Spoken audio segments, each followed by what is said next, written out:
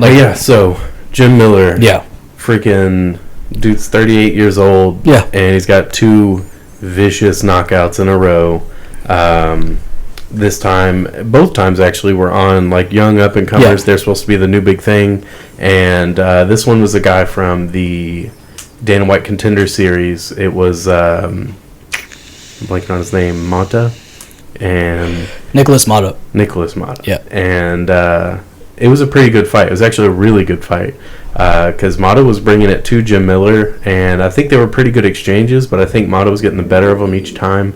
But eventually what you had was Jim Miller just jumping in with this hook, and it's he even says in the post-fight interview, it's not a punch that was there the whole time. Mm-hmm. It was just something that he threw out there because he was like, I knew it could land, so I threw it out there, and it did land, and it put him down. Yeah, I mean, dude, the way he leaps into that, he put everything into that hook. He was not playing any games.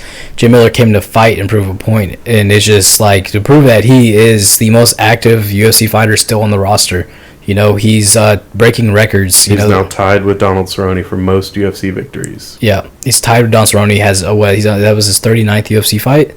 And so he's just constantly still going and doing this. I mean, we've seen that guy fight everybody. He's fought Donald Cerrone. He's fought Frankie Edgar, Clay Guida. Charles Oliveira has a win over Charles Oliveira, if you didn't know that. Tapped him out. Yeah.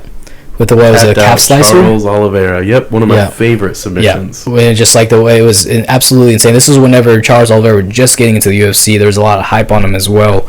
And then puts that calf slicer on him out of nowhere. I mean, just like the way, that's the thing about the calf slicer is you don't ever expect it. It just happens, you know, and it's not a fun submission to be in either.